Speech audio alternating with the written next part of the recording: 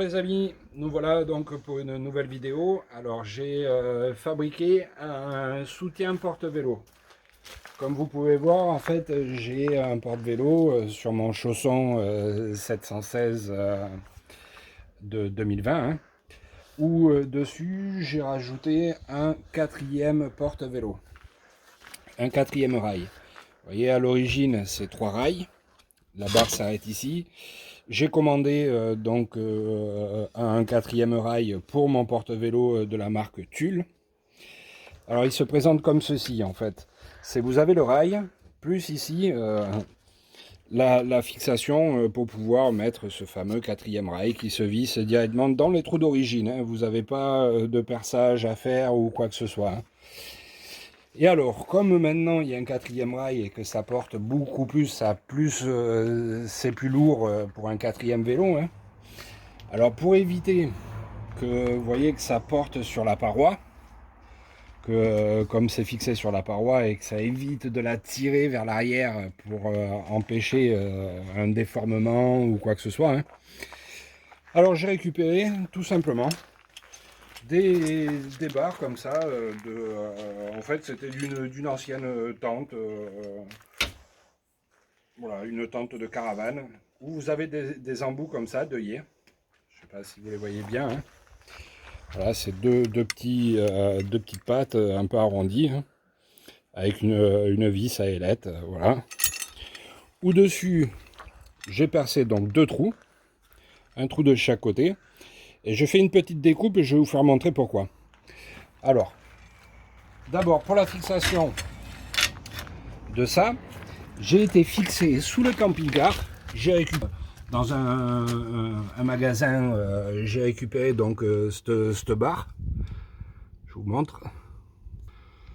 Hop, vous voyez, c'est une barre hein, toute simple. Hein, vous voyez, voilà, hein. Donc qui fait la largeur, qui fait cette longueur. Hein.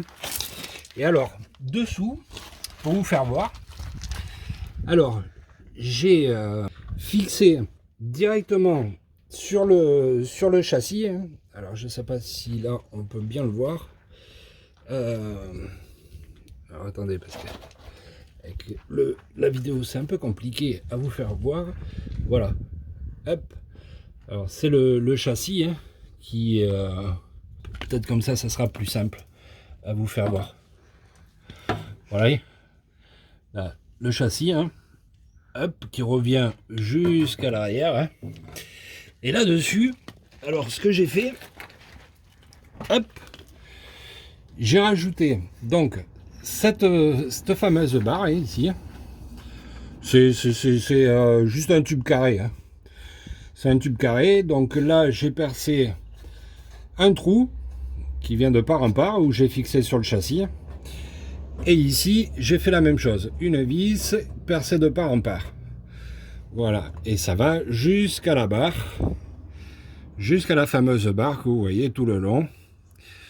Bon là j'ai récupéré ça sur un ancien porte-vélo, hein, parce que bon j'avais un ancien porte-vélo où justement c'est plus facile parce que les petits bouts carrés, comme vous pouvez voir, ces fameux petits bouts carrés, ils rentrent dans le tube carré et en dessous ils sont arrondis, ils ont une forme arrondie ici pour pouvoir mettre la barre pour pas qu'elle bouge quoi. Donc ça, vous les trouvez chez le revendeur de matériaux, vous en trouvez, il n'y a aucun problème. C'est bout de carré avec un petit arrondi dessous pour mettre la barre. Et la barre, je l'ai fixée. Et donc j'ai fait la même chose de l'autre côté, hein. C'est exactement pareil. Hein. Comme vous pouvez voir, hein. Voilà, l'autre côté, c'est la même chose. Voilà, c'est exactement pareil. Je l'ai refixé dessus, à l'identique. Voilà. Hop, je ressors. Cette fameuse barre est fixée tout le long. Et vous pouvez voir, hein, il n'y a pas de souci, ça tient très très bien. Là, si je vous le montre comme ça, vous allez mieux le voir, l'arrondi, je pense. Vous voyez? Hop, là, vous voyez, c'est le petit carré avec le petit arrondi en dessous pour mettre bien la barre. Là, vous le voyez bien, là. Voilà. Et l'autre côté, ben, c'est la même chose. Vous voyez, le petit carré, en fait, il finit avec un arrondi juste dessous, comme ça, le tube roule pas, il est bien pris dessus, quoi. Mais vous trouvez ça partout, hein. Et alors après, ce que j'ai fait, donc j'ai repris ces barres, ces fameuses barres, où j'ai acheté aussi, dans ces mêmes magasins de bricolage, j'ai acheté, vous savez, c'est vendu avec une roulette dessous, hein. C'est les roulettes pour les meubles, quoi. Ça tourne, puis après vous avez la roulette qui est dessous. C'est tout simple, hein. Et ça, vous les trouvez aussi chez les revendeurs. Vous voyez, vous avez la roulette qui était prise dessous. Et c'est pour les meubles, pour mettre sous les meubles, pour les permettre de rouler, quoi. Bon, moi, j'ai viré la roulette. Et ça, je m'en suis servi. Hop, vous voyez, je l'ai fixé dans le rail.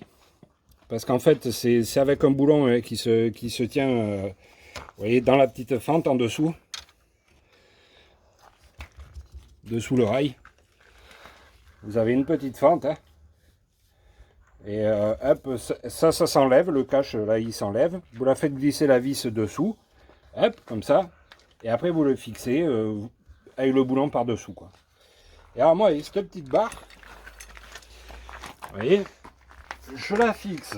Donc, ici, tout simplement. Bon, j'ai mis du scotch, c'est pour éviter de rayer la barre, pour qu'elle rouille, des choses comme ça. Vous voyez, comme ça, au moins, la barre rouille pas.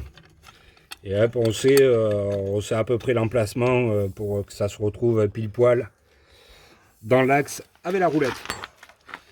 Donc, vous voyez, vous avez juste à remonter la roulette. Et alors ici, hop, vous allez voir. Alors par contre j'ai mis à l'envers. Hein. Hop, c'est dans l'autre sens. Tac. Voilà. Et ici, vous venez de la fixer au support. Tac. Par une vis. Alors je vais vous attraper la vis. Alors vous voyez, donc une fois la barre mise en place, vous avez juste donc là à faire passer la fameuse vis dans le trou que j'ai préalablement percé. Là, hop, je la fais passer donc de part en part. Tac. Là. Voilà. Donc là, j'ai plus qu'à la serrer. En dessous, ici, à ce niveau-là, une fois que la barre est bien mise, donc je serre mes œillets, hein, pour pas qu'il y ait de bien serré. Bon, là, après, à la pince, comme ça, c'est bien bloqué. Et vous voyez, ici, une fois que c'est bien fixé dessous, et alors bon, moi je ne l'ai pas mis sur le 4e rail, hein, parce que il vaut mieux que ça appuie au niveau du 3e. Et là, vous voyez, maintenant, le porte-vélo, lui, il est bien fixé sur la barre du bas, ce qui fait que tout l'appui se fait, au lieu de tirer la paroi, vers ce sens, ça appuie sur la barre du bas. Et là, comme ça, vous n'avez plus de soucis que le porte-vélo peut s'arracher, quoi. C'est carrément pris dessus.